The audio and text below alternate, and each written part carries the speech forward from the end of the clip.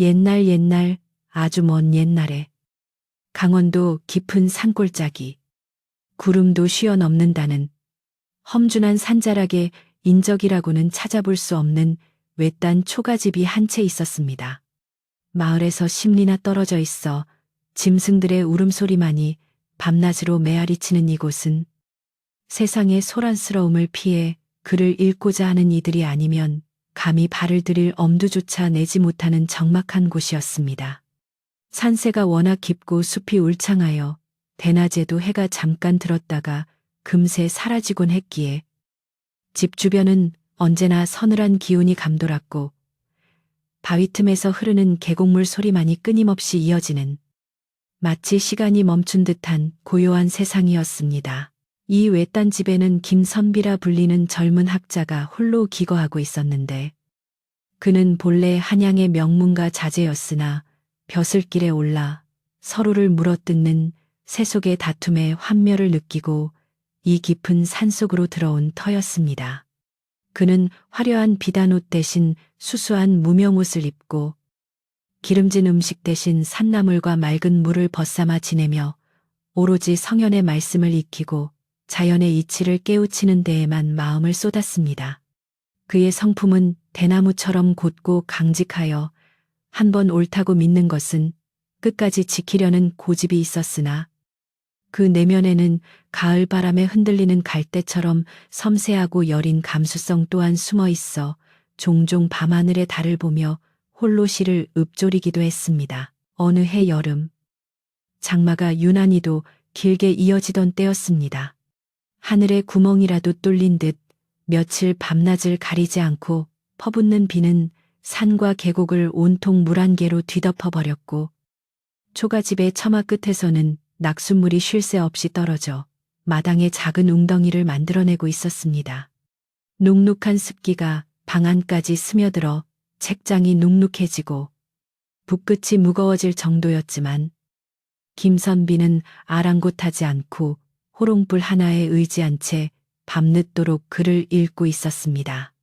빗소리가 세상의 모든 소리를 삼켜버린 밤, 오직 책장을 넘기는 소리와 자신의 숨소리만이 방안을 채우고 있는 고즈넉한 시간이었습니다. 밤이 깊어 자정이 가까워질 무렵 빗줄기는 더욱 거세져 마치 누군가가 지붕을 두드리는 것처럼 요란한 소리를 내기 시작했고 산바람이 문풍지를 거칠게 흔들며 기괴한 울음소리를 냈습니다.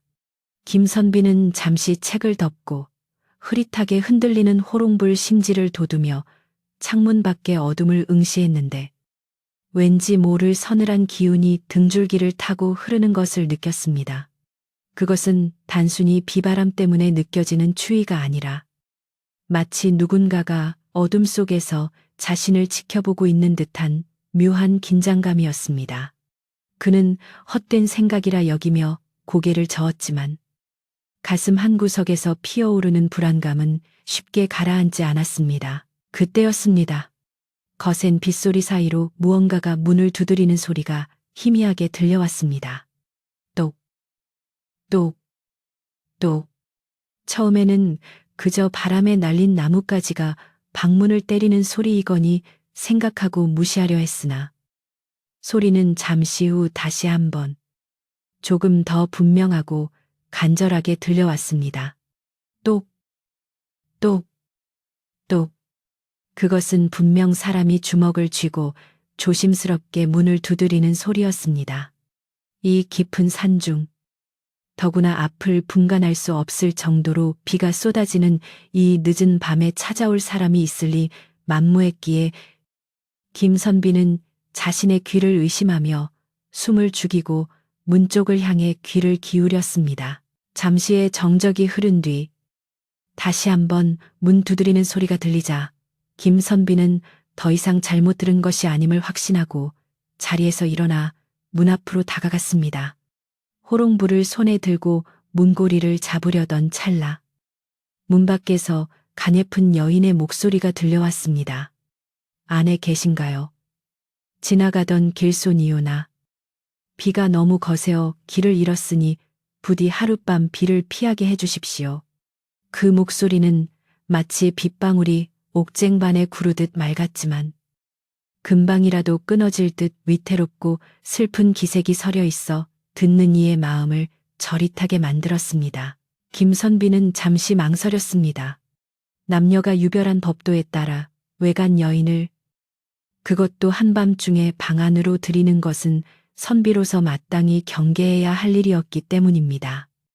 하지만 이 거친 비바람 속에 여인을 문 밖에 세워둔다면 자칫 목숨을 잃을 수도 있는 상황이었고 곤경에 처한 이를 외면하는 것 또한 사람의 도리가 아니라는 생각이 들었습니다. 그는 잠시 눈을 감고 생각에 잠겼다가 이내 결심한 듯 굳게 닫혀있던 문고리를 풀었습니다.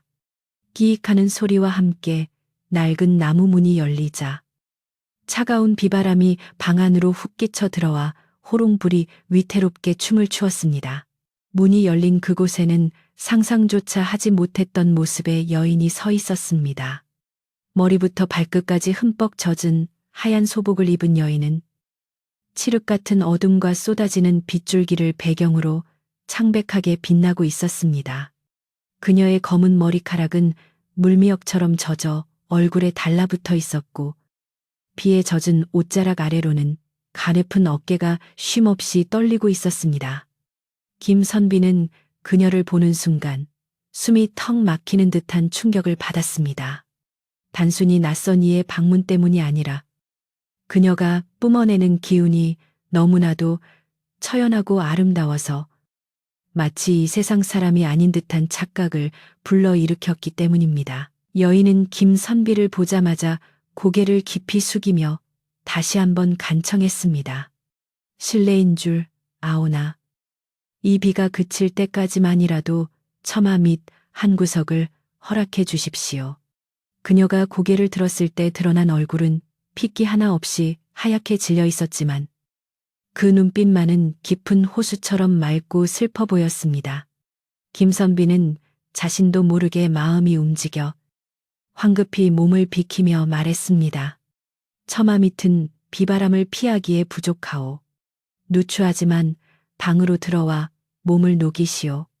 내 아랫목을 내어줄 테니 부디 사양 말고 드십시오. 여인은 잠시 주저하는 듯 했으나 김선비의 진심 어린 권유에 조심스럽게 방 안으로 발을 들여놓았습니다. 그녀가 문지방을 넘는 순간 방 안의 공기가 순식간에 차가워지는 듯한 느낌이 들었습니다. 마치 한겨울 문을 열어놓은 것처럼 서늘한 냉기가 바닥을 타고 흘렀지만 김선비는 그것이 비에 젖은 그녀의 옷 때문일 것이라 짐작하며 대수롭지 않게 여겼습니다.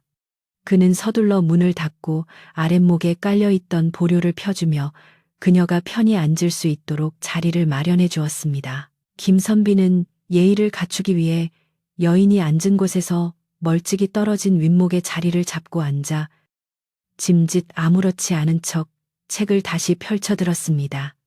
하지만 글자가 눈에 들어올 리 없었습니다.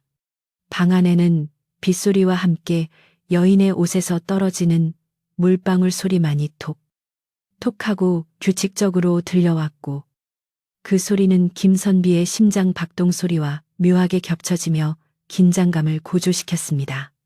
그는 흘큼흘큼 곁눈질로 여인을 살폈는데 그녀는 다소곳이 무릎을 꿇고 앉아 고개를 숙인 채 미동도 하지 않고 있었습니다. 얼마나 시간이 흘렀을까. 무거운 침묵을 깨고 여인이 먼저 입을 열었습니다. 선비님, 깊은 밤 불쑥 찾아와 폐를 끼쳐 정말 송구합니다. 저는 산 아래 마을에 사는 사람이오나 나무를 캐러 깊이 들어왔다가 날이 저물고 비를 만나 길을 잃었습니다. 그녀의 목소리는 낮고 부드러웠으나 왠지 모르게 공허한 울림이 있어 듣는 사람의 마음을 깊은 심연으로 끌어당기는 듯 했습니다. 김선비는 책을 덮고 정중하게 답했습니다. 아니요. 사람의 목숨이 달린 일인데 어찌 패라 하겠소. 이 산중은 밤이 되면 길이 험해지니 날이 밝을 때까지 안심하고 쉬도록 하시오. 두 사람 사이에 다시 정적이 감돌았지만 처음에 느껴지던 어색함은 조금씩 옅어지고 대신 알 수 없는 연민과 호기심이 김선비의 마음속에 자리 잡기 시작했습니다. 그는 평소 사람을 대하는 것을 어려워하고 특히 여인을 대할 일이 거의 없었음에도 불구하고 이 낯선 여인에게서는 설명할 수 없는 친근함과 그리움을 느꼈습니다. 마치 아주 오래전 기억조차 나지 않는 까마득한 옛날에 만났던 사람을 다시 만난 것 같은 기시감이 들었고 그녀의 슬픈 눈동자를 볼 때마다 가슴 한구석이 찌르르하게 아려왔습니다.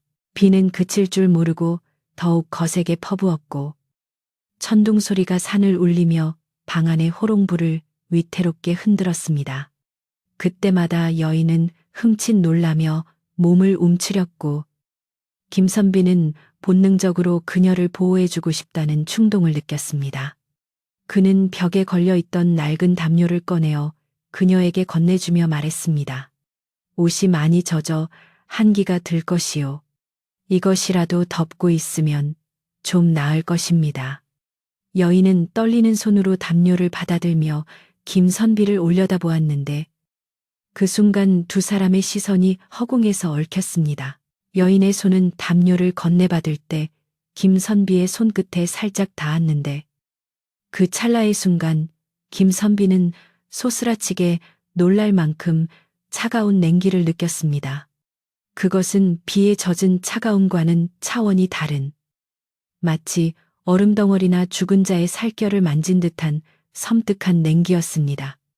김선비는 순간적으로 손을 뗄 뻔했으나 그녀가 무안해할까봐 애써 태연한 척하며 미소를 지어 보였습니다. 하지만 그의 머릿속에는 사람의 체온이 어찌 이리 찰 수 있을까 하는 의구심이 작은 불씨처럼 피어올랐습니다. 그러나 여인의 눈빛이 너무나 애처롭고 선비의 마음을 무장해제시키는 힘이 있었기에 김선비는 그 의심을 억지로 짓누르며 그녀를 따뜻하게 대해주려 노력했습니다. 산속의 밤은 여름에도 춥습니다. 따뜻한 차라도 한 잔 내어드릴 테니 드시고 몸을 녹이십시오. 그는 화로 위에 주전자를 올리고 물을 끓이기 시작했습니다. 물이 끓는 소리가 방 안의 정막을 부드럽게 채우자 여인의 긴장도 조금 풀린 듯 어깨에 힘이 빠지는 것이 보였습니다. 그녀는 조용히 김선비가 차를 준비하는 모습을 지켜보았습니다. 차가 준비되자 김선비는 찻잔을 그녀 앞에 놓아주었습니다. 따뜻한 김이 모락모락 피어오르는 찻잔을 사이에 두고 두 사람은 마주 앉았습니다. 여인은 찻잔을 두 손으로 감싸쥐며 온기를 느끼는 듯 했으나 차를 마시지는 않고 그저 찻잔을 바라만 보고 있었습니다. 차를 드시지 않는군요. 입에 맞지 않으십니까? 김선비가 묻자 여인은 슬픈 미소를 지으며 고개를 저었습니다. 아닙니다. 그저 이 따뜻함이 너무나 오랜만이라. 아까워서 그렇습니다. 그녀의 말에는 뼈있는 슬픔이 담겨 있어 김선비는 더 이상 권하지 못하고 묵묵히 자신의 차를 마셨습니다. 밤은 점점 깊어가고 밖에서는 산짐승의 울음소리가 비바람 소리에 섞여 들려왔습니다. 김선비는 이 기묘한 밤, 낯선 여인과의 동석이 꿈인지 현실인지 분간하기 어려웠습니다. 여인은 말이 거의 없었지만 김선비가 학문에 대해 이야기하거나 자신이 읽던 책의 구절을 읊조리면 눈을 반짝이며 경청했습니다. 놀랍게도 그녀는 그를 아는 듯 김선비가 어려운 구절을 이야기할 때마다 고개를 끄덕이거나 짧은 문장으로 화답했는데 그 식견이 보통의 여염집 교수와는 달리 매우 깊고 고상했습니다. 선비님의 글 읽는 소리가 참으로 좋습니다. 빗소리에 섞이니 마치 자연이 노래하는 듯하여 마음이 편안해집니다. 여인의 칭찬에 김선비는 얼굴이 붉어졌지만 내심 기분이 좋아 목소리에 더욱 힘을 주어 책을 읽어 내려갔습니다. 혼자만의 세계에 갇혀있던 그에게 자신의 이야기를 들어주고 공감해주는 이가 나타났다는 사실은 그것이 비록 정체를 알 수 없는 낯선 여인이라 할지라도 큰 위로가 되었습니다. 그는 이 밤이 지나가지 않기를 이 빗줄기가 멈추지 않기를 바라는 자신을 발견하고 깜짝 놀랐습니다. 하지만 새벽이 가까워오자 여인은 안절부절 못하며 창밖을 자주 내다보았습니다. 이제 비가 조금 잦아든 듯하니 저는 이만 가보아야겠습니다. 그녀가 자리에서 일어나려 하자 김선비는 아쉬운 마음에 그녀를 만류했습니다. 아직 밖은 어둡고 길도 험합니다. 날이 완전히 밝으면 가시지요. 그러나 여인은 단호하게 고개를 저었습니다. 아닙니다. 더 지체하면 선비님께 해가 될지도 모릅니다. 베풀어 주신 은혜는 결코 잊지 않겠습니다. 알 수 없는 말을 남기고 그녀는 서둘러 문을 향해 걸어갔습니다. 김선비는 황급히 따라 일어나 문을 열어주었습니다. 밖은 여전히 어둑어둑했고 비는 가늘어졌지만 안개가 자욱하게 깔려 한치 앞을 보기 힘들었습니다. 여인은 문 밖에 서서 김선비를 향해 깊이 허리를 숙여 인사를 했습니다. 부디 강건하십시오. 인연이 닿는다면 다시 뵙겠습니다. 그녀의 마지막 말은 바람에 흩어지듯 들려왔고 그녀는 뒤도 돌아보지 않고 자욱한 안개 속으로 걸어 들어갔습니다. 그녀의 하얀 옷자락이 안개와 섞여 흐릿해지더니 이내 시야에서 완전히 사라져 버렸습니다. 김선비는 여인이 사라진 곳을 한참 동안 멍하니 바라보며 서 있었습니다. 마치 홀린 듯한 기분이었고 방금 전까지 자신의 방 안에 있었던 온기가 꿈처럼 느껴졌습니다. 그러나 방 안에는 그녀가 앉았던 자리에 물기가 그대로 남아 있었고 공기 중에는 그녀에게서 나던 알 수 없는 맑고 서늘한 향기가 희미하게 감돌고 있었습니다. 그는 다시 방으로 들어와 책상 앞에 앉았지만 글자는 눈에 들어오지 않고 오직 그녀의 슬픈 눈동자와 차가운 손의 감촉만이 머릿속을 맴돌았습니다. 그날 이후 김선비의 일상은 완전히 바뀌어 버렸습니다. 낮에는 밤이 오기만을 기다렸고 밤이 되면 빗소리 사이로 그녀의 발자국 소리가 들리지 않을까 귀를 기울이게 되었습니다. 그는 자신이 왜 이러는지, 그 여인이 누구인지, 정말 사람이 맞는지조차 확신할 수 없었지만 한 가지 분명한 것은 자신의 마음이 이미 그녀에게 깊이 기울기 시작했다는 사실이었습니다. 이것이 훗날 자신을 파국으로 몰고 갈 비극적인 사랑의 시작임을 그때의 김선비는 미처 알지 못했습니다. 그날 밤의 기묘한 만남 이후 김선비의 삶은 송두리째 흔들리기 시작했습니다. 장마가 끝나고 하늘이 맑게 개었지만 선비의 마음속에는 여전히 그날 밤의 빗소리가 끊임없이 울리고 있었습니다. 그는 낮이면 멍하니 삼봉우리를 바라보며 시간을 보냈고 해가 뉘엿뉘엿 넘어가기 시작하면 알 수 없는 기대감에 가슴이 두근거려 아무것도 손에 잡히지 않았습니다. 혹시 그녀가 다시 오지 않을까? 그저 스쳐 지나가는 꿈 같은 인연은 아니었을까 하는 불안감이 그를 괴롭혔지만 다행히도 혹은 불행히도 그녀는 약속을 지켰습니다. 이튿날 밤 자시가 되자 어김없이 살인문 밖에서 인기척이 들려왔고 김선비가 맨발로 뛰어나가 맞이한 곳에는 그 여인이 수줍은 듯 서 있었습니다. 비에 젖지 않은 그녀의 모습은 더욱 단아하고 아름다웠으나 여전히 창백한 안색과 서늘한 기운은 변함이 없었습니다. 여인은 그날 이후로 하루도 빠짐없이 매일 밤 김선비를 찾아왔습니다. 처음에는 문가에 앉아 잠시 말벗이나 하던 것이 날이 갈수록 머무는 시간이 길어졌고 두 사람 사이의 거리도 점차 좁혀졌습니다. 선비는 그녀를 위해 밤마다 따뜻한 찬물을 끓이고 방을 데워 놓았으며 그녀가 좋아하는 시구절을 미리 골라두었다가 읽어주곤 했습니다. 여인은 선비가 읽어주는 글에 화답하며 때로는 자신의 이야기를 아주 조금씩 꺼내 놓았습니다.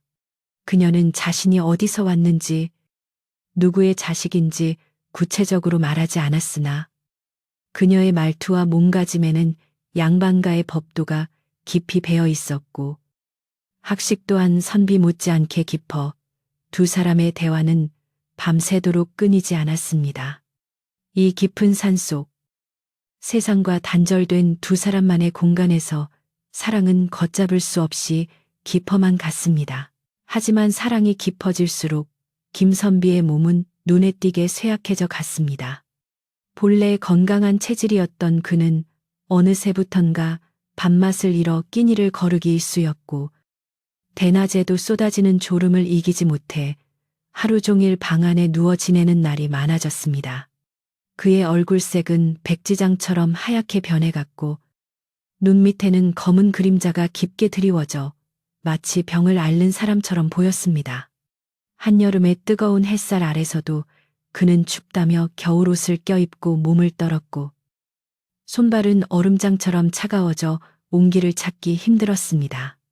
거울 속에 비친 자신의 모습이 해골처럼 변해가고 있음을 선비 스스로도 느꼈지만 그는 그것이 그저 밤잠을 설쳐서 생긴 일시적인 피로라 여기며 애써 무시했습니다.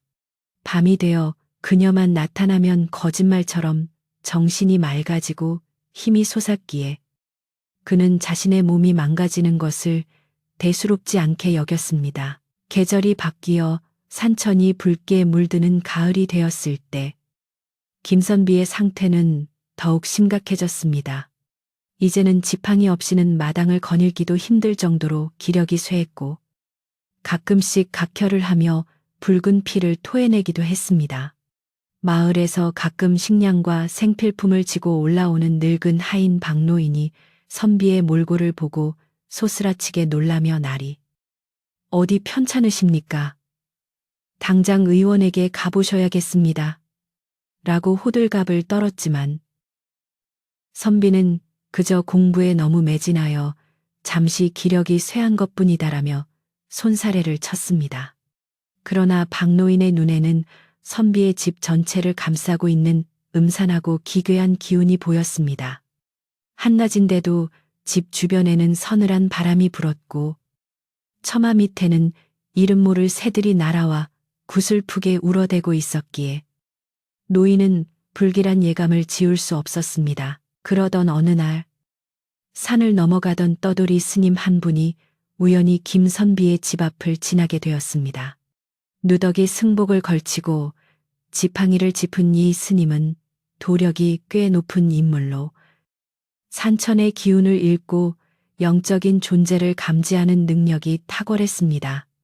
스님은 선비의 집 대문 앞을 지나치려다 멈칫하고 발걸음을 멈췄습니다. 그의 눈에 비친 초가집은 단순히 낡은 집이 아니었습니다. 집 전체가 검은 먹구름 같은 탁한 기운, 즉 사기스치에 휘감겨 있었고 방 안에서는 산 사람의 생명력이 맹렬하게 타들어가며 꺼져가는 불꽃처럼 위태롭게 흔들리고 있었습니다. 스님은 미간을 찌푸리며 혀를 찼습니다. 잼젠, 멀쩡한 양반집에 이게 무슨 귀신 노름이란 말인가? 산 사람이 송장과 한 이불을 덮고 있구나. 스님은 망설임 없이 지팡이로 대문을 쿵쿵 두드렸습니다. 이리 오너라 주인장 계시오. 쩌렁쩌렁한 목소리가 산속의 고요를 깨트렸습니다. 방 안에서 얕은 잠에 빠져 있던 김선비는 화들짝 놀라 깨어났습니다. 몸이 천근만근 무거워 일어나는 것조차 버거웠지만 낯선 이의 부름을 무시할 수 없어 힘겹게 몸을 일으켜 문을 열었습니다. 문을 열고 나온 김선비의 모습을 본 스님은 표정이 더욱 굳어졌습니다. 선비의 얼굴에는 이미 죽음의 그림자가 짙게 드리워져 있었고 양쪽 어깨에는 희미하지만 분명한 여인의 형상이 매달려 있는 듯한 기운이 느껴졌기 때문입니다. 스님은 대뜸 호통을 쳤습니다. 젊은 선비가 어찌하여 귀신에게 홀려 제명을 재촉하고 있는가. 김선비는 난데없는 스님의 호통에 불쾌함을 감추지 못했습니다. 처음 보는 분이 다짜고짜 무슨 막말이시오. 나는 그저 조용히 글을 읽는 선비일 뿐이오. 김선비가 쉰 목소리로 반박했지만 스님은 물러서지 않고 성큼성큼 마당으로 들어왔습니다. 글을 읽는 것이 아니라 제 목숨을 깎아먹고 있구려. 내 눈은 속일 수 없네. 자네 곁에 밤마다 찾아오는 그것은 사람이 아니네. 이미 죽어 흙으로 돌아갔어야 할 원혼이란 말이네. 스님의 말은 김선비의 가슴 깊은 곳에 묻어두었던 의심의 싹을 정면으로 건드렸습니다. 선비의 눈동자가 흔들렸지만 그는 곧바로 마음을 다잡고 소리쳤습니다. 무례하오, 당장 나가시오. 스님은 선비의 반발에도 아랑곳하지 않고 품에서 붉은색 글씨가 쓰인 부적 한 장을 꺼냈습니다. 자네가 내 말을 믿지 않는 것도 무리는 아니네. 허나 이대로 두면 자네는 보름을 넘기지 못하고 피를 말려 죽게 될 걸세. 그 여자가 자네를 사랑해서 그러는 것이 아니라 음기가 양기를 탐하는 것은 자연의 이치라 어쩔 수 없는 일이야. 이 부적을 방문 위에 붙여두게. 그러면 오늘 밤부터 그 헛것이 범접하지 못할 걸세. 스님은 강제로 부적을 방문 위에 붙이려 했습니다. 그러자 김선비는 사력을 다해 마당으로 뛰쳐나려와 스님의 팔을 막아섰습니다. 그의 몸은 허약해져 있었지만 여인을 지키려는 일념 하나로 초인적인 힘을 발휘했습니다. 그 손 치우시오. 그분이 귀신이든 사람이든 그것은 내가 판단할 일이오. 함부로 내 집에 부적을 붙여 그분을 해하려 한다면 부처님을 모시는 스님이라도 용서치 않겠소. 김선비의 눈에서는 시퍼런 광기마저 서려 있었습니다. 스님은 선비의 완강한 저항에 잠시 주춤했습니다. 단순히 귀신에게 홀린 상태를 넘어 선비 자신이 귀신을 적극적으로 받아들이고 보호하려는 의지가 너무나 강했기 때문입니다. 스님은 한숨을 깊게 내쉬며 부적을 거두지는 않았으나 억지로 붙이던 손은 멈추었습니다. 기가 찰 노릇이로다. 자네는 지금 스스로 지옥 불구덩이로 걸어 들어가고 있어. 그 여자가 올 때마다 자네의 생명줄이 뚝뚝 끊어지는 소리가 내 귀에는 들리네. 스님은 김선비를 뚫어지게 쳐다보며 마지막 경고를 남겼습니다. 좋네. 자네 고집이 정. 그렇다면 내 억지로 붙이지는 않겠네. 허나 명심하게 오늘 밤 그 여자가 다시 온다면 자네가 느끼는 한기가 단순히 날씨 탓이 아님을 깨닫게 될 것이야. 그리고 만약 자네가 마음을 바꾸지 않는다면 나는 내일 마을 사람들을 데리고 와서라도 이 집의 요물을 몰아낼 것이네. 그것이 자네를 살리는 유일한 길이니까. 스님은 부적을 김선비의 발치에 툭 던져두고는 뒤도 돌아보지 않고 산을 내려갔습니다. 멀어져 가는 스님의 뒷모습을 보며 김선비는 거친 숨을 몰아쉬었고 식은땀이 비 오듯 쏟아져 내렸습니다. 스님이 떠난 후 김선비는 마당에 주저앉아 한참을 일어날 수 없었습니다. 스님의 말 한마디 한마디가 비수처럼 가슴에 꽂혔기 때문입니다. 원혼. 음기가 양기를 탐한다. 피를 말려 죽게 된다. 그동안 애써 외면해왔던 진실들이 눈앞에 적나라하게 드러난 기분이었습니다. 그는 자신의 손을 내려다보았습니다. 앙상하게 마른 손가락은 핏기가 없어 푸르딩딩했고 떨림은 멈추지 않았습니다. 정말 내가 죽어가고 있는 것인가? 그녀와 함께하는 이 행복이 사실은 나를 파먹는 독이었던가? 혼란스러운 마음이 소용돌이쳤지만 곧이어 떠오르는 그녀의 슬픈 눈망울이 그 모든 공포를 덮어버렸습니다. 해가 지고 어둠이 깔리기 시작하자 산속의 공기는 평소보다 더욱 무겁고 차갑게 느껴졌습니다. 김선비는 방으로 들어와 촛불을 켰습니다. 평소 같으면 설레는 마음으로 그녀를 기다렸겠지만 오늘 밤은 달랐습니다. 스님이 던지고 간 부적이 마당 한 구석에 떨어져 있다는 사실만으로도 집안에는 팽팽한 긴장감이 감돌았습니다. 선비는 혹시라도 그녀가 오다가 그 부적 기운에 상처를 입지 않을까 걱정이 되어 떨리는 몸을 이끌고 다시 마당으로 나갔습니다. 그는 바닥에 떨어진 부적을 주워들었습니다. 붉은 글씨가 마치 살아있는 뱀처럼 꿈틀거리는 듯한 섬뜩한 느낌이 들었지만 그는 그것을 구겨서 멀리 숲속으로 던져버렸습니다. 누가 뭐래도 상관없다. 내 목숨이 다하는 한이 있어도 오늘 밤 그녀를 돌려보낼 수는 없다. 김선비는 입술을 깨물며 다짐했습니다. 그것은 이성적인 판단이 아니었습니다. 이미 그의 영혼은 그녀에게 너무 깊이 얽매여 있어 그녀 없는 삶을 상상하는 것 자체가 죽음보다 더한 고통이었기 때문입니다. 그는 방으로 돌아와 이불을 펴고 흐트러진 머리를 빗으며 그녀를 맞이할 준비를 했습니다. 마치 오늘이 마지막인 것처럼 그는 가장 단정한 모습으로 그녀를 보고 싶었습니다. 시간이 흘러 자시가 가까워오자 숲속의 새들도 울음을 멈추고 사방이 적막에 잠겼습니다. 그때 익숙하면서도 낯선 바람 소리가 문풍지를 울렸습니다. 여느 때처럼 사뿐한 발자국 소리가 들려야 했지만 오늘따라 발자국 소리는 무겁고 느릿했습니다. 김선비의 심장이 쿵쿵 뛰기 시작했습니다. 오셨습니까? 그가 문을 향해 목소리를 높였지만 밖에서는 한참 동안 대답이 없었습니다. 불안감이 엄습하여 문을 열려고 손을 뻗는 순간 문 밖에서 고통의 찬 신음 소리가 희미하게 들려왔습니다. 그것은 분명 그녀의 목소리였습니다. 스님이 다녀간 탓인지 아니면 집에 남겨진 어떤 기운 때문인지 그녀가 문턱을 넘지 못하고 괴로워하고 있는 것이 분명했습니다. 김선비는 황급히 문을 활짝 열어젖혔습니다. 그곳에는 평소보다 더욱 희미하고 투명해진 모습의 여인이 가슴을 움켜쥐고 쓰러질 듯 위태롭게 서 있었습니다. 그녀의 얼굴은 고통으로 일그러져 있었고 하얀 소복자락은 검게 타들어가는 듯한 연기를 내뿜고 있었습니다. 스님이 남기고 간 기운, 혹은 부적을 던졌더라도 남아있는 잔영이 그녀를 거부하고 있었던 것입니다. 낭자 김선비는 앞뒤 잴 것 없이 맨발로 뛰쳐나가 휘청거리는 그녀를 와락 끌어안았습니다. 그녀의 몸에 닿는 순간 뼛속까지 시리는 냉기가 전해져 왔지만 김선비는 아랑곳하지 않고 그녀를 품에 더 꽉 안았습니다. 오지 말았어야 했습니다. 오늘은 기운이 너무 강해요.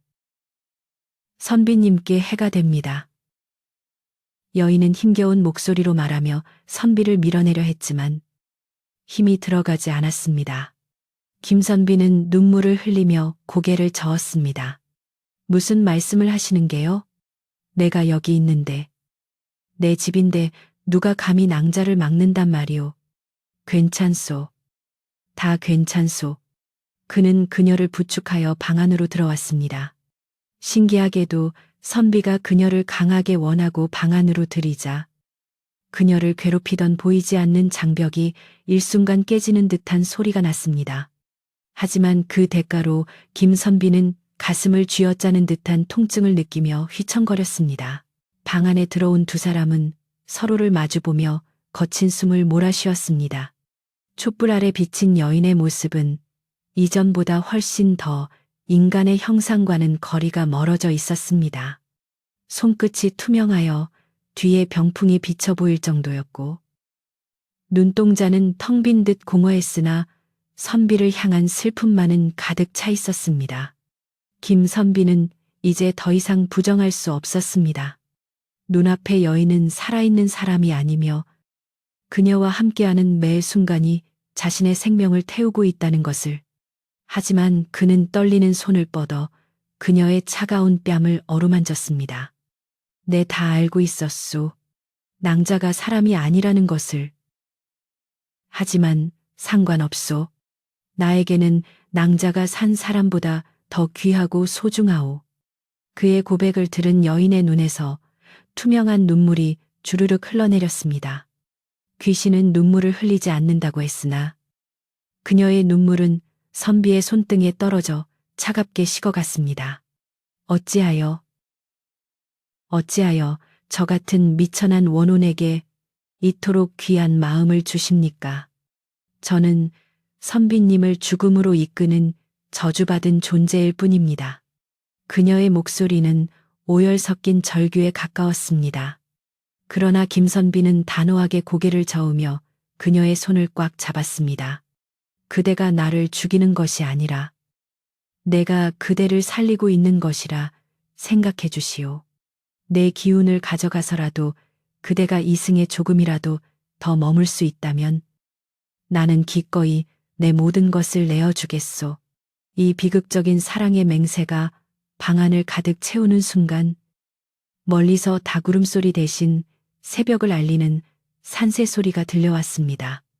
그리고 동시에 산 아래 마을 쪽에서 웅성거리는 소리와 함께 수많은 횃불이 산길을 따라 올라오는 것이 창문 틈으로 보였습니다.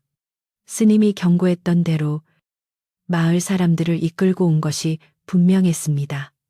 김선비는 직감적으로 마지막 시련이 다가왔음을 깨달았습니다. 그는 여인을 자신의 등 뒤로 숨기며 결연한 표정으로 닫힌 문을 노려보았습니다. 이제 세상의 잣대와 맞서 싸워야 할 시간이 다가오고 있었고 그는 자신의 목숨을 걸고 이 사랑을 지키기로 결심했습니다. 멀리서 들려오던 웅성거림은 어느새 거대한 파도가 되어 고요하던 산사를 집어삼킬 듯 밀려왔고 창호지 문틈으로 붉은 횃불의 그림자가 어지럽게 춤을 추기 시작했습니다. 칠흑 같은 어둠 속에 잠겨있던 선비의 집은 순식간에 수십 개의 횃불이 내뿜는 열기와 빛으로 포위되었고 마치 대낮처럼 환해진 마당에는 마을 청년들과 노인들이 손에 몽둥이와 낫 그리고 귀신을 쫓는다는 복숭아나무 가지를 든 채 살기 어린 눈빛으로 서 있었습니다. 그들의 표정에는 두려움과 적개심이 뒤섞여 있었으며 이 깊은 산속까지 올라오느라 헐떡이는 숨소리들이 모여 거친 짐승의 울음소리처럼 들렸습니다.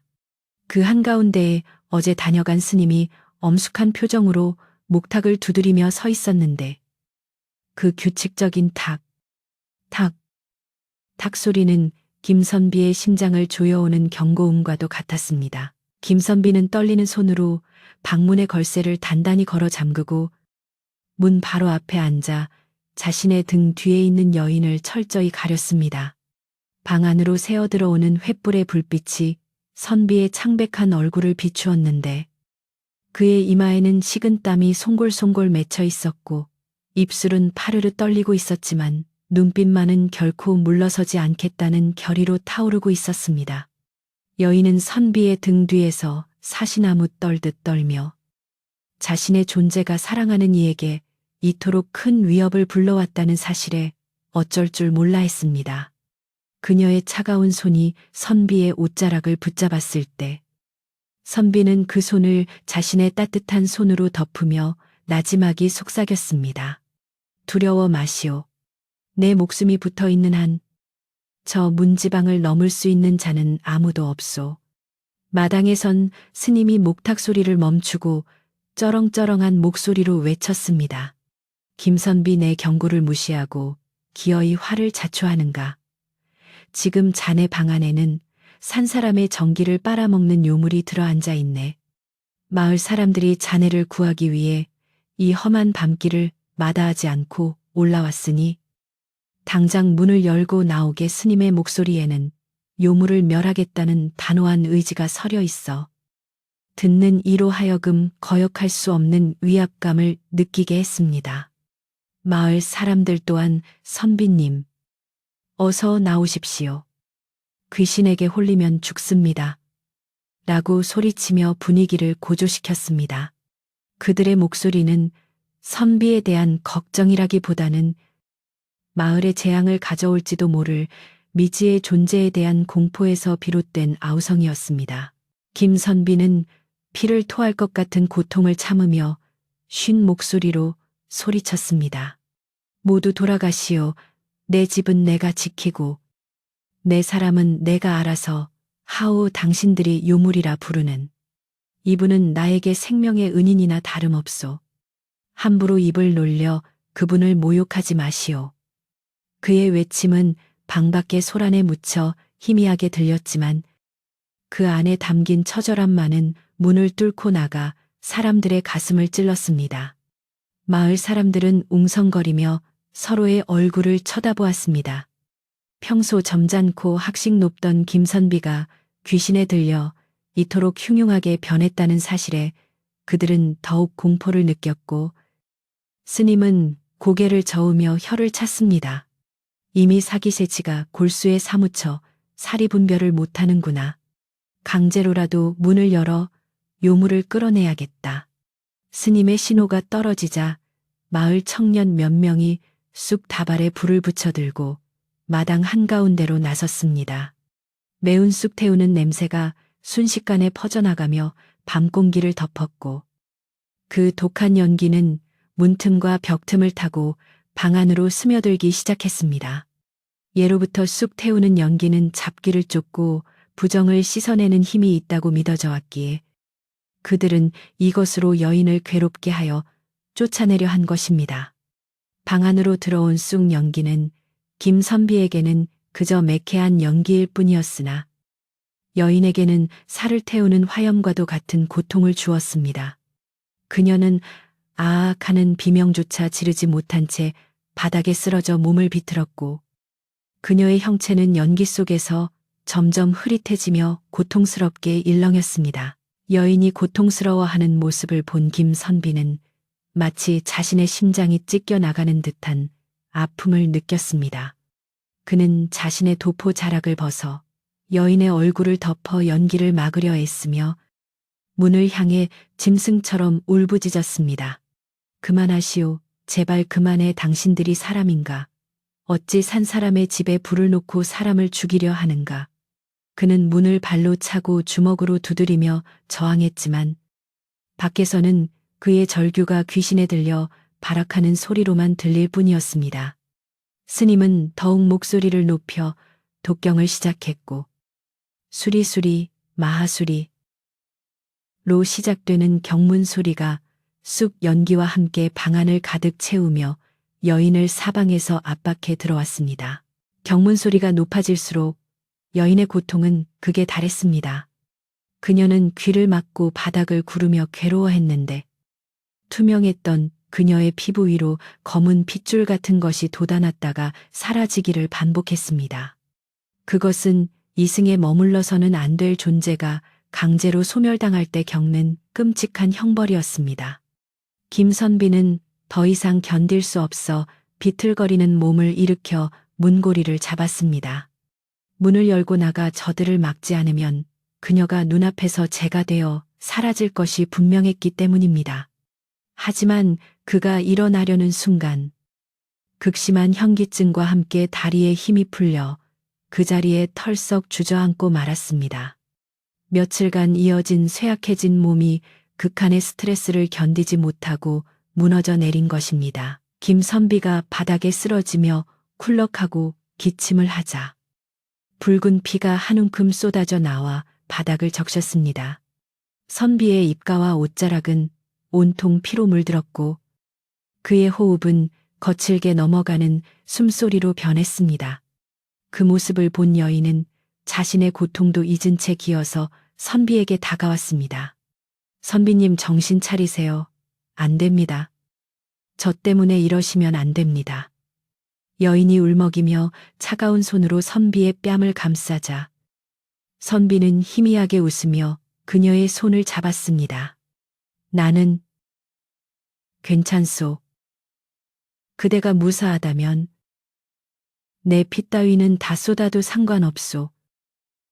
그의 눈빛은 몽롱했지만 그녀를 향한 시선만은 마지막 촛불처럼 뜨겁게 타오르고 있었습니다. 밖에서는 스님이 청년들에게 문을 부수라고 지시하는 소리가 들렸습니다. 쾅쾅 거친 발길질 소리와 함께 낡은 문짝이 위태롭게 흔들렸고 문틈 사이로 흙먼지가 떨어져 내렸습니다. 김선비는 마지막 남은 힘을 짜내어 기어가 문을 등으로 막아섰습니다. 자신의 몸뚱이로 문을 지탱하여 그들이 들어오지 못하게 하려는 필사적인 몸부림이었습니다. 물러가라. 물러가라. 그는 주문처럼 중얼거렸지만 목소리는 모기 소리만큼 작아져 있었습니다. 문이 덜컹거릴 때마다 선비의 몸도 함께 흔들렸고 그때마다 그의 입에서는 검붉은 피가 계속해서 흘러나왔습니다. 여인은 이 참혹한 광경을 지켜보며 비로소 뼈저린 진실을 마주하게 되었습니다. 밖의 사람들이 자신을 죽이려 하는 것이 무서운 것이 아니었습니다. 진짜 공포는 자신의 존재 자체가 사랑하는 김선비를 죽이고 있다는 사실이었습니다. 자신의 음기가 선비의 양기를 갉아먹어 그를 쇠약하게 만들었고 자신을 지키려는 그의 의지가 그의 육신을 파괴하고 있었습니다. 스님의 말이 옳았습니다. 자신이 이승에 머무는 한, 그리고 선비 곁에 있는 한, 선비는 결코 살아날 수 없었습니다. 사랑한다는 이유로 곁에 있는 것이 오히려 그를 가장 고통스러운 죽음으로 몰아넣고 있었던 것입니다. 아, 내가 무슨 짓을 한 것인가? 여인의 눈에서 피눈물이 흘러내렸습니다. 그녀는 전생의 인연이든 이승의 미련이든 선비를 향한 마음이 너무나 깊어 욕심을 부렸던 자신을 저주했습니다. 차라리 그 비오던 날 밤 문 밖에서 얼어 죽거나 산짐승에게 찢겨 사라졌어야 했습니다. 그녀는 떨리는 손을 뻗어 문을 막고 있는 선비의 피 젖은 등을 어루만졌습니다. 그녀의 손길이 닿자 선비는 움찔하며 고개를 돌렸습니다. 낭자. 조금만 참으시오. 내가 다 막을 것이니. 선비는 의식이 혼미한 와중에도 그녀를 안심시키려 애썼습니다. 그때 문 밖에서 우지끈하는 소리와 함께 문빗장이 부러지는 소리가 들렸습니다. 마을 사람들의 힘을 견디지 못한 낡은 문이 반쯤 부서져 열리기 시작한 것입니다. 틈새로 횃불의 뜨거운 열기와 사람들의 고함 소리가 본물 터지듯 밀려 들어왔습니다.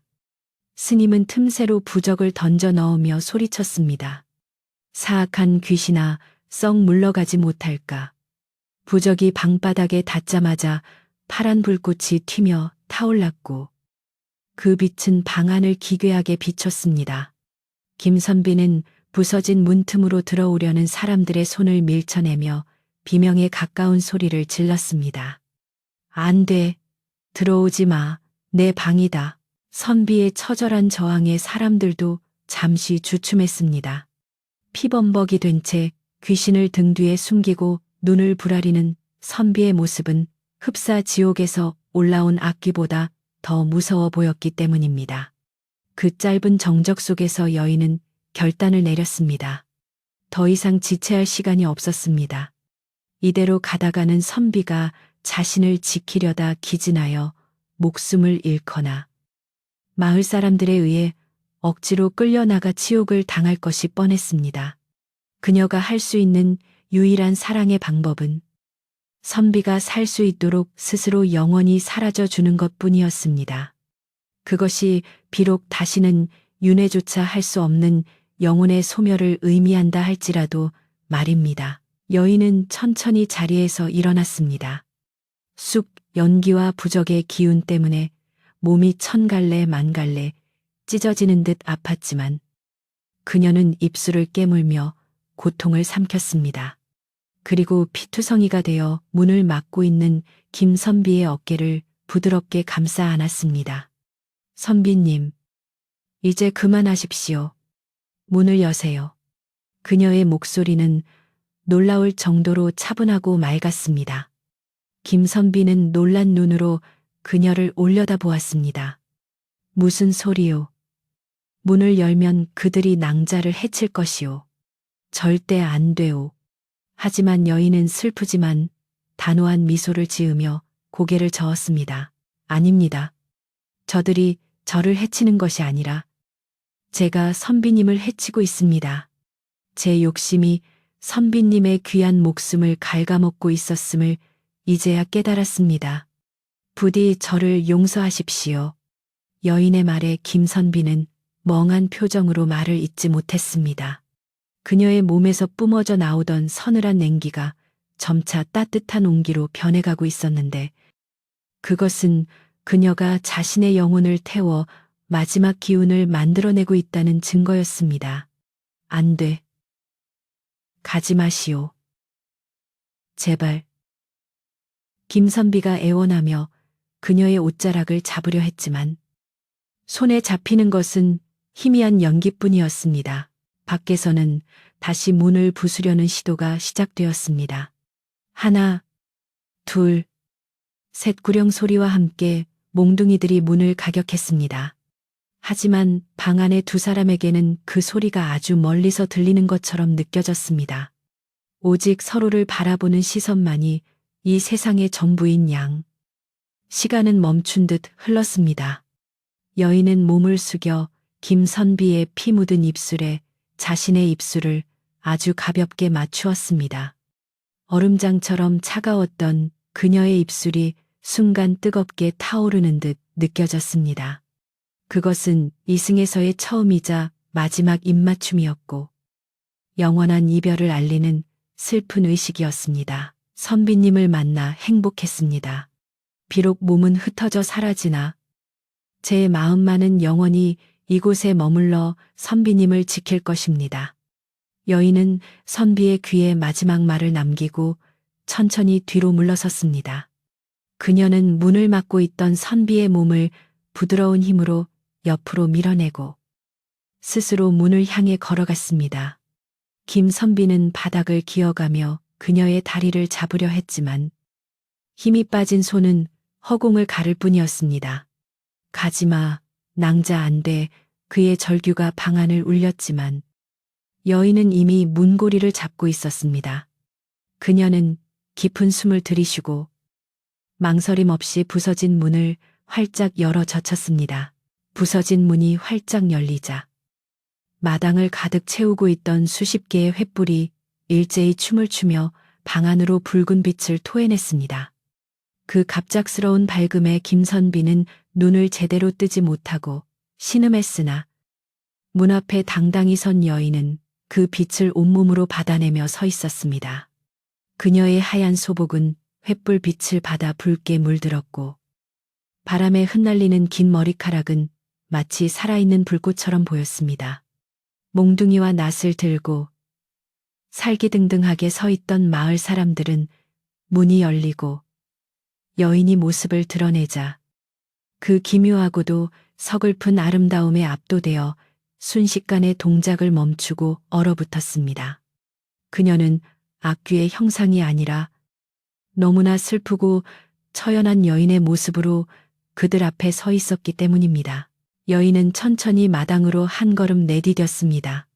그녀의 발이 지면에 닿지 않고 살짝 떠 있는 것을 본 사람들은 억하고 숨을 삼키며 뒷걸음질 쳤습니다.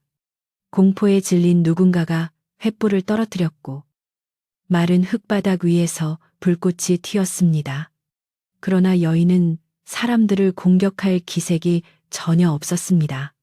그녀는 오직 마당 한가운데 서 있는 스님을 향해 고요하고 깊은 눈빛을 보냈습니다. 그 눈빛에는 원망이나 분노 대신 모든 것을 체념하고 받아들이는 자만의 평온함이 깃들어 있었습니다. 스님 또한 여인의 눈을 마주하고는 쥐고 있던 목탁을 잠시 멈추었습니다.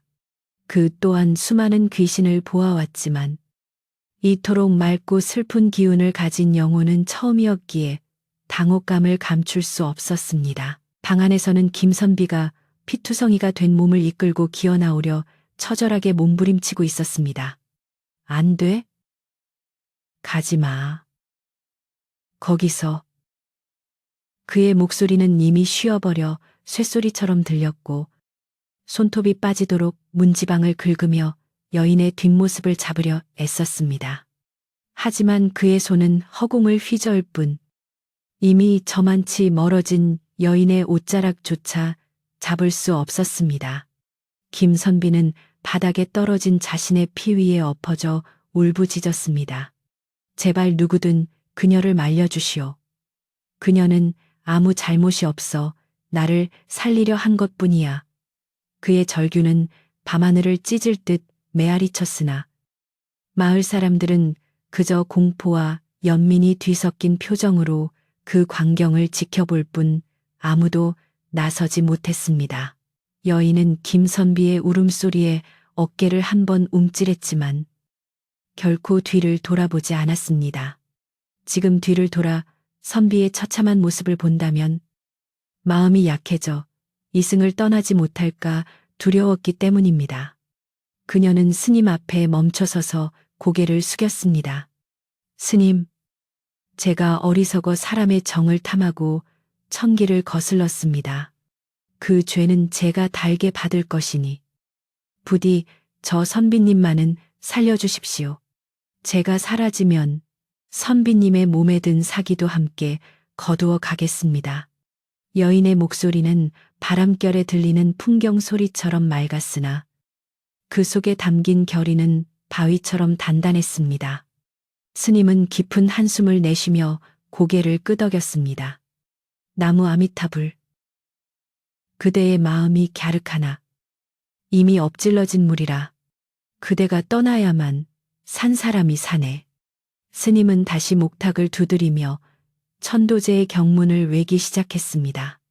이번에는 악귀를 쫓는 거칠고 공격적인 주문이 아니라 길 잃은 영혼을 저승으로 인도하는 부드럽고 슬픈 가락의 독경이었습니다.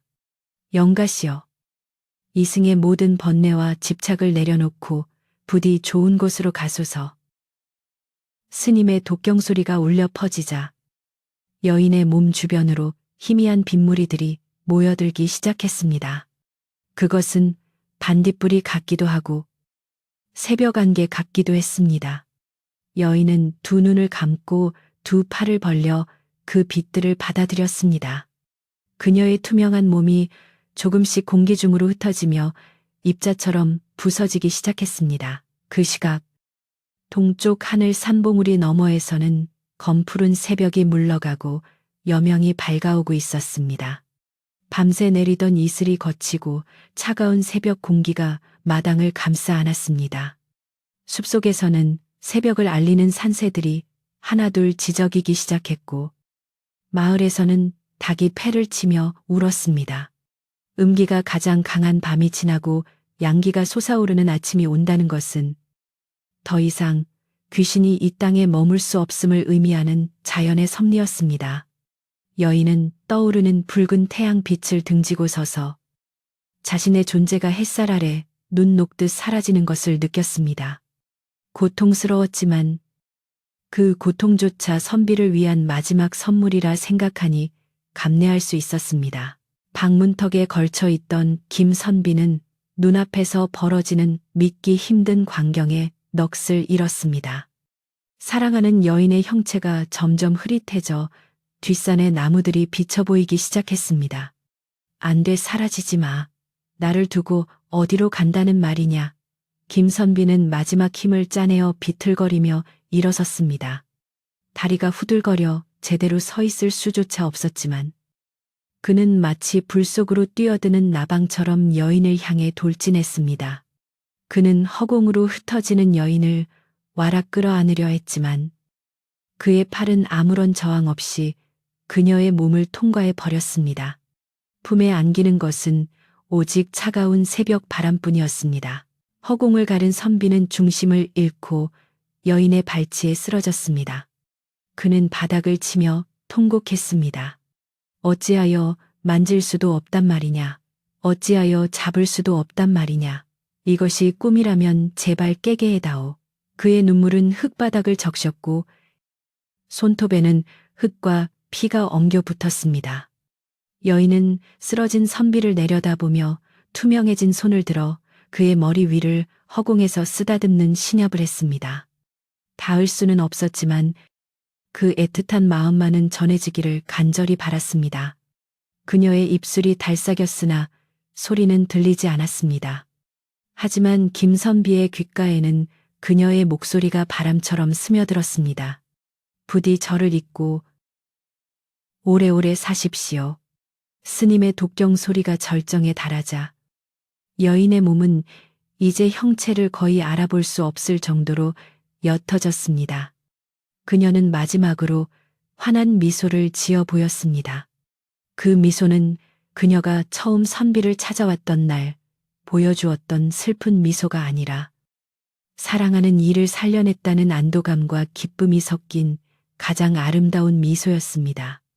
그리고 순간 파앗하는 소리와 함께 그녀의 남은 형상이 수천 개의 하얀 나비떼처럼 산산이 부서져 허공으로 날아올랐습니다. 하얀 빛의 조각들은 아침 햇살 속으로 섞여 들어가 반짝이다가 이내 흔적도 없이 사라져 버렸습니다. 마당에는 오직 그녀가 남기고 간 서늘한 향기만이 잠시 머물다 흩어졌습니다.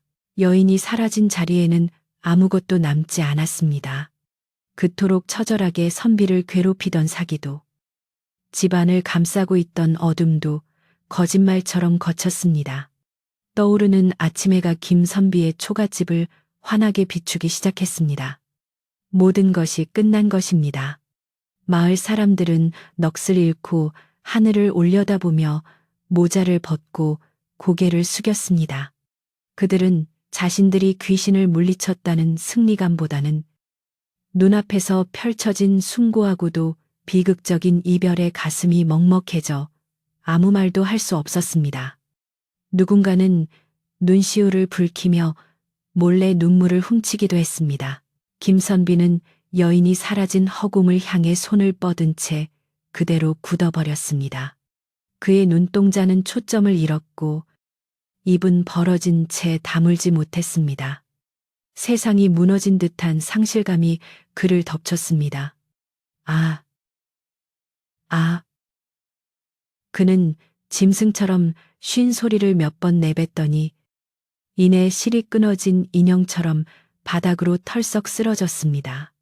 극심한 육체적 고통과 정신적 충격을 이기지 못하고 정신을 잃은 것입니다. 그의 몸은 여전히 피투성이었고 차가운 흙바닥 위에서 그는 마치 죽은 사람처럼 미동도 하지 않았습니다. 그 모습이 너무나 처참하여 지켜보던 사람들은 차마 다가가지 못하고 발만 동동 구를 뿐이었습니다. 스님은 독경을 멈추고 천천히 김선비에게 다가갔습니다. 그는 선비의 손목을 잡고 맥을 짚어보았습니다. 맥박은 시로라기처럼 가늘고 약했지만 다행히 끊어지지는 않았습니다. 여인이 떠나면서 선비의 몸에 얽혀있던 죽음의 기운을 모두 거두어간 덕분이었습니다. 스님은 안도의 한숨을 내쉬며 마을 사람들을 향해 소리쳤습니다. 어서 와서 이분을 돕게, 아직 숨이 붙어 있네. 방으로 옮기고 몸을 따뜻하게 해야 하네. 서두르게 스님의 외침에 얼어붙어 있던 마을 청년들이 황급히 달려들어 선비를 조심스럽게 들어 올렸습니다. 청년들은 축 늘어진 김선비를 안고 방 안으로 들어갔습니다. 방 안은 난장판이 되어 있었습니다. 부서진 문짝, 엎어진 찻상, 피 묻은 이불, 그리고 바닥에 뒹구는 촛대까지. 지난밤에 치열했던 사투와 사랑의 흔적들이 고스란히 남아 있었습니다. 사람들은 선비를 아랫목에 눕히고 서둘러 불을 떼기 시작했습니다. 누군가는 물을 끓이고 누군가는 젖은 수건으로 선비의 얼굴에 묻은 피와 흙을 닦아냈습니다. 방 안은 다시 사람들의 분주한 움직임으로 채워졌지만 그 공기는 예전과는 달랐습니다. 여인이 머물던 그 신비롭고 서늘했던 기운은 온데간데 없고 그저 텅 빈 쓸쓸함만이 방 안을 가득 메우고 있었습니다. 스님은 마당에 남아 여인이 사라진 하늘을 한참 동안 바라보았습니다. 그의 눈에는 복잡한 감정이 서려 있었습니다. 참으로 기구한 인연이로다. 귀신이 사람을 살리기 위해 스스로 소멸을 택하다니. 내 평생 이런 일은 처음 보는구나. 스님은 품에서 작은 염주를 꺼내 굴리며 여인의 명복을 빌어주었습니다. 비록 그녀는 구천을 떠도는 원혼이었으나 마지막 순간 보여준 사랑은 그 어떤 산 사람의 것보다 숭고하고 위대했습니다. 스님은 이 산골짜기에 서린 슬픈 전설이 오랫동안 사람들의 입에 오르내릴 것임을 직감했습니다. 시간이 흘러 해가 중천에 뜨자 산속의 안개는 완전히 걷히고 맑고 투명한 가을 하늘이 드러났습니다. 햇살은 무심하게도 밝고 따뜻하여 지난밤의 비극이 마치 꾸며낸 이야기인 것처럼 느껴질 정도였습니다. 그러나 마당 한구석에 남아있는 빗자국과 부서진 문짝, 그리고 검게 그을린 쑥 태운 자국들은 분명히 그곳에 무언가 있었음을 증명하고 있었습니다. 마을 사람들은 뒷정리를 도우면서도 큰 소리로 떠들지 않았습니다. 그들 또한 알 수 없는 죄책감과 슬픔을 느끼며 말없이 마당을 쓸고 떨어진 기와장을 정리했습니다. 방 안에 누운 김선비는 깊은 혼절 상태에서 깨어날 줄 몰랐습니다. 그는 꿈속에서 끝없이 안개 낀 숲을 헤매고 있었습니다. 하얀 옷자락이 보일 듯 말 듯 앞에서 너울거려 쫓아가면 사라지고 다시 나타나면 멀어지는 꿈이었습니다. 그는 꿈속에서도 계속해서 그녀의 이름을 불렀지만 돌아오는 것은 자신의 메아리뿐이었습니다. 그의 의식은 삶과 죽음의 경계에서, 그리고 현실과 환상의 경계에서 길을 잃고 방황하고 있었습니다. 마을 의원이 급히 올라와 침을 놓고 약을 다려 먹였지만 선비의 다친 마음은 쉽게 열리지 않을 것 같았습니다. 그날 밤 마을 사람들은 대부분 산을 내려갔지만 박노인과 스님, 그리고 몇몇 청년들은 남아 선비의 곁을 지켰습니다. 밤이 찾아오자 산속은 다시 칠흑 같은 어둠에 잠겼습니다. 하지만 어제까지 들리던 그 기묘한 바람 소리나 서늘한 기운은 더 이상 느껴지지 않았습니다. 오직 풀벌레 소리와 바람에 흔들리는 나뭇잎 소리만이 들려올 뿐이었습니다. 너무나도 평범하고 고요한 밤이었지만 그 평범함이 오히려 남아있는 사람들에게는 견딜 수 없는 적막으로 다가왔습니다. 주인 잃은 빈 찻잔만이 덩그러니 놓여있는 방 안에서 김선비의 가쁜 숨소리만이 밤새 이어졌습니다. 폭풍 같았던 하루가 지나고 이제 남겨진 자가 감당해야 할 긴 슬픔의 시간이 시작되고 있었습니다. 김선비가 깨어난다면 마주해야 할 현실은 죽음보다 더 차갑고 고통스러울 것입니다. 사랑하는 이를 자신의 손으로 떠나보냈다는 자책과 다시는 그녀를 볼 수 없다는 상실감이 그를 기다리고 있었습니다. 스님은 잠든 선비의 얼굴을 바라보며 쥐친 혀를 찼습니다. 몸은 살았으나 마음이 죽었으니 이를 어찌 살았다 하겠는가. 부디 저승에 간 그 여인이 꿈에라도 나타나 이 사람을 위로해 주길 바랄 뿐이네. 김선비가 긴 어둠의 터널을 지나 다시 눈을 떴을 때는 이미 사흘이라는 시간이 흐른 뒤였습니다.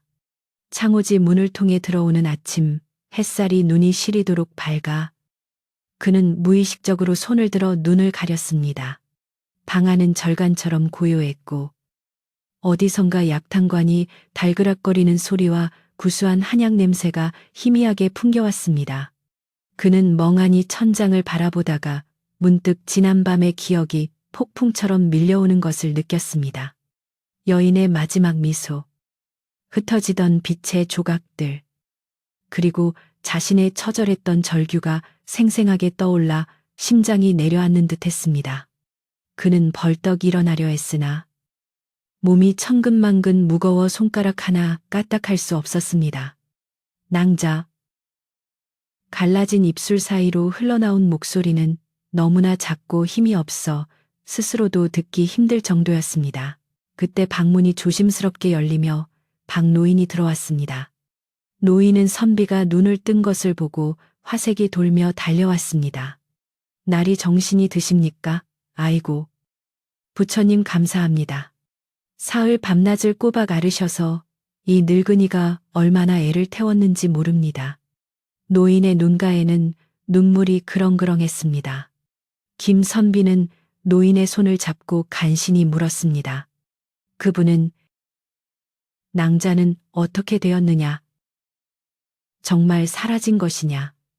박노인은 잠시 말문이 막힌 듯 시선을 피하다가 이내 슬픈 표정으로 고개를 끄덕였습니다. 예, 가셨습니다. 아주 깨끗하게 좋은 곳으로 가셨습니다. 이제 이 집에는 아무런 사기도 귀신도 없습니다. 그 확인사살 같은 대답에 김선비는 다시 눈을 감고 뜨거운 눈물을 주르륵 흘려보냈습니다. 살아남았다는 안도감보다는 혼자 남겨졌다는 절망감이 더 컸기 때문입니다. 며칠 뒤 선비는 겨우 몸을 일으켜 앉을 수 있게 되었습니다. 스님은 하산하기 전 마지막으로 선비의 방을 찾았습니다. 스님은 수척해진 선비의 얼굴을 보며 나직이 말했습니다. 너무 슬퍼 마시게. 그 여인이 자네를 살리기 위해 쌓은 공덕이 지대하니 비록 원혼이었을지라도 필시 좋은 곳으로 천도되었을 것이네. 자네가 슬픔에 빠져 식음을 전폐하고 몸을 상하게 한다면 그것이야말로 그 여인의 희생을 헛되게 만드는 일이야. 산 사람은 살아야지. 그게 인연의 도리일세. 스님의 말씀은 뼈아픈 충고였으나 김선비의 텅 빈 가슴을 채우기에는 역부족이었습니다. 그는 묵묵히 고개를 숙인 채 아무 대답도 하지 못했습니다. 김선비가 병석에서 일어났다는 소식이 전해지자 마을 사람들은 미안한 마음에 쌀과 반찬, 보약 등을 지어 올리며 선비의 눈치를 살폈습니다.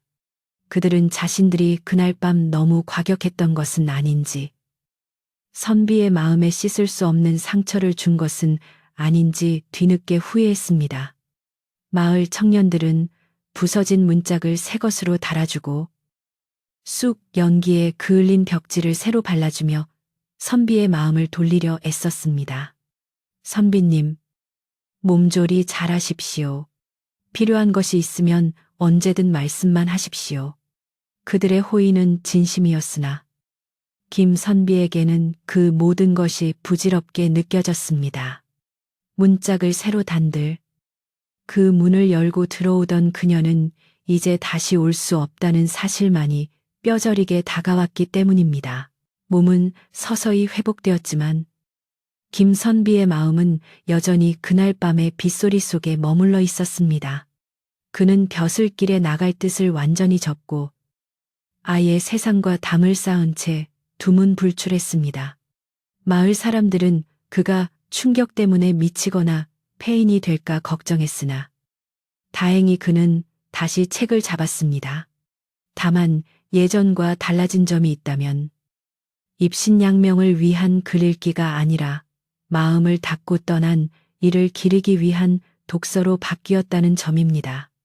그는 밤이 되면 촛불을 켜고 그녀가 좋아했던 시를 묵독했고 때로는 붓을 들어 그녀를 그리워하는 마음을 담은 시를 써 내려갔습니다. 종이 위에 쓰인 글자 하나하나는 그의 눈물이고 한숨이었습니다. 계절은 어김없이 흘러 가을이 가고 겨울이 찾아왔습니다. 산속의 겨울은 혹독하여 눈이 한 길이나 쌓이고 매서운 바람이 불어닥쳤습니다. 예전 같으면 추위를 견디기 힘들었겠지만 김선비는 오히려 이 차가운 겨울 바람 속에서 그녀의 온기를 느꼈습니다. 그녀의 손이 얼음장처럼 차가웠던 기억 때문인지 사르르는 추위가 닥쳐올 때면 마치 그녀가 곁에 와 있는 듯한 착각이 들어 마음이 놓였습니다. 그는 눈이 펑펑 쏟아지는 밤이면 방문을 조금 열어두고 혹시라도 눈길을 헤매고 있을지 모를 그녀의 영혼을 위해 자리를 비워두곤 했습니다. 박노인은 그런 선비를 보며 안타까워하면서도 한편으로는 그의 지고지순한 사랑에 감복했습니다. 세상에 저런 사내가 또 어디 있을꼬. 귀신과 나눈 정을 못 잊어 평생을 수절하다니. 마을 사람들 사이에서도 김선비의 이야기는 전설처럼 퍼져나갔습니다. 처음에는 귀신 들린 집이라며 꺼리던 사람들도 점차 선비의 변치 않는 마음과 고결한 성품을 칭송하게 되었습니다. 그들은 선비를 은둔 군자라 부르며 존경했고 산에서 나는 귀한 약초나 과일이 있으면 제일 먼저 선비의 집 앞에 몰래 놓고 가곤 했습니다. 비록 세상 밖으로 나오지는 않았으나 선비는 마을 사람들의 마음속에 깊은 울림을 주는 존재가 되어 있었습니다. 봄이 되어 산천에 진달래가 흐드러지게 피어나면 김선비의 그리움은 더욱 깊어졌습니다. 꽃잎이 바람에 날려 마당에 떨어질 때면 그는 그 모습에서 흩어지던 그녀의 영혼을 떠올렸습니다.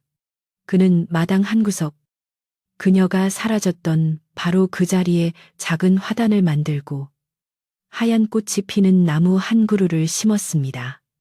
그리고 매일 아침 그 나무에 물을 주며 말을 건넸습니다. 간밤에는 잘 주무셨소. 오늘은 햇살이 참 좋습니다.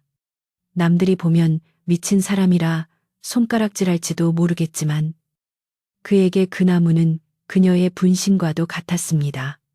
나무가 자라 꽃을 피우고 잎을 틔우는 모습을 보며 그는 비로소 죽음이 끝이 아니라 또 다른 생명으로 이어짐을 깨닫고 위로를 얻었습니다. 세월은 유수와 같이 흘러 10년이 지나고 20년이 지났습니다. 검은 머리 팥불이 되도록 100년해로 하자는 약속은 지키지 못했으나 김선비의 머리에도 어느덧 하얀 서리가 내려앉았습니다.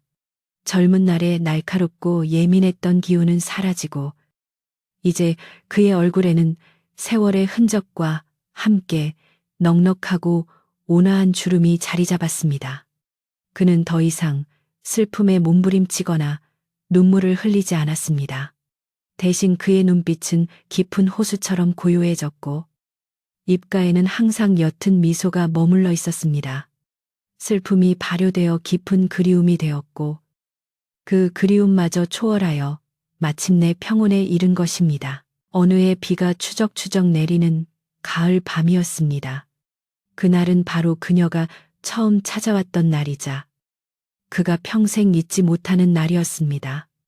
늙은 김선비는 여느 때처럼 방문을 활짝 열어두고 빗소리를 듣고 있었습니다.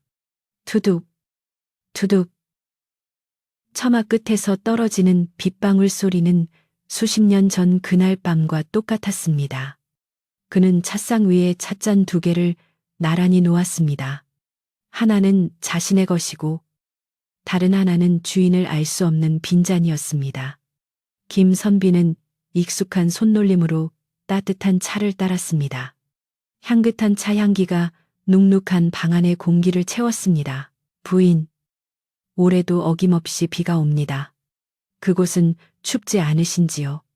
김선비는 빈잔을 향해 다정하게 물었습니다. 대답은 없었지만 촛불이 잠시 파르르 하고 흔들리더니 방 안의 온도가 묘하게 따뜻해졌습니다. 선비는 그것이 그녀의 대답이라 여겼습니다. 그는 이제 눈에 보이지 않아도 귀에 들리지 않아도 마음으로 그녀를 느낄 수 있는 경지에 이르렀습니다. 그녀는 빗소리 속에도 있었고 바람결에도 있었으며 그의 숨결 하나하나에도 살아 숨쉬고 있었습니다. 육신은 떨어져 있으되 영혼은 한시도 떨어진 적이 없었던 것입니다. 김선비는 찻잔을 들어 천천히 한 모금 마셨습니다. 따뜻한 차가 목을 타고 넘어가자 온몸에 온기가 퍼졌습니다. 그는 밖을 내다보았습니다. 비 내리는 산속은 칠흑같이 어두웠지만 그의 눈에는 그 어둠 속에 서 있는 하얀 옷의 여인이 보일 것만 같았습니다. 이제 나도 갈 때가 머지않은 듯하오. 조금만 더 기다려 주시오. 내 가서 그동안 못다한 이야기를 밤새도록 들려주리다. 그는 혼잣말처럼 중얼거리며 옅은 미소를 지었습니다. 죽음이 두려운 것이 아니라 오히려 설레는 재회의 순간으로 기다려지는 삶. 그것이 김선비가 평생을 바쳐 지켜온 사랑의 결실이었습니다. 밤이 깊어지자 빗줄기는 더욱 굵어졌고 산사는 깊은 침묵 속으로 빠져들었습니다. 김선비는 자리에서 일어나 촛불을 끄지 않고 그대로 두었습니다. 그것은 밤새 찾아올지 모를 그녀를 위한 작은 등대였습니다. 그는 이불을 덮고 누워 편안하게 눈을 감았습니다. 빗소리가 자장가처럼 그를 감싸 안았고 꿈속으로 들어가는 길목에서 그는 마침내 그토록 그리워하던 여인의 손을 잡는 꿈을 꾸었습니다. 그 손은 더 이상 차갑지 않고 봄볕처럼 따뜻했습니다. 다음 날 아침, 비가 그치고 맑게 개나늘 아래 박노인의 아들이 아침 문안을 드리러 방으로 들어갔을 때 김선비는 세상에서 가장 편안한 얼굴로 잠들어 있었습니다. 찻상 위에는 식어버린 찻잔 2개가 나란히 놓여 있었고 촛대는 심지가 다 타올라 꺼져 있었지만 방 안에는 여전히 은은한 차향기가 남아 있었습니다. 사람들은 선비가 간밤에 꿈속에서 그토록 그리던 여인을 만나 함께 떠났으리라 믿었습니다. 마을 사람들은 선비를 양지 바른 곳에 묻어주었고 그 옆에 그가 아끼던 하얀 꽃나무를 옮겨 심어 주었습니다. 그 후로도 오랫동안 비가 오는 날이면 그 산속 외딴 집에서는 글 읽는 소리와 함께 2사람의 다정한 말소리가 들린다는 소문이 돌았습니다. 하지만 그것은 무서운 귀신 이야기가 아니라 죽음조차 갈라놓지 못한 아름답고 슬픈 사랑 이야기로 사람들의 입에서 입으로 전해졌습니다. 산을 오르는 나그네들은 그 집 앞을 지날 때면 발걸음을 멈추고 잠시 묵념을 올리며 팍팍한 세상살이 속에서도 변치 않는 사랑이 있음을 믿고 위안을 얻어가곤 했습니다. 지금도 그 산골 마을에는 바람이 불면 하얀 꽃잎이 눈처럼 날리고 밤이면 별들이 유난히 밝게 빛나며 2사람의 영원한 사랑을 축복해주고 있답니다. 오늘 밤 여러분의 꿈속에도 따뜻하고 아름다운 인연이 찾아오기를 바라며 이 이야기를 마칩니다.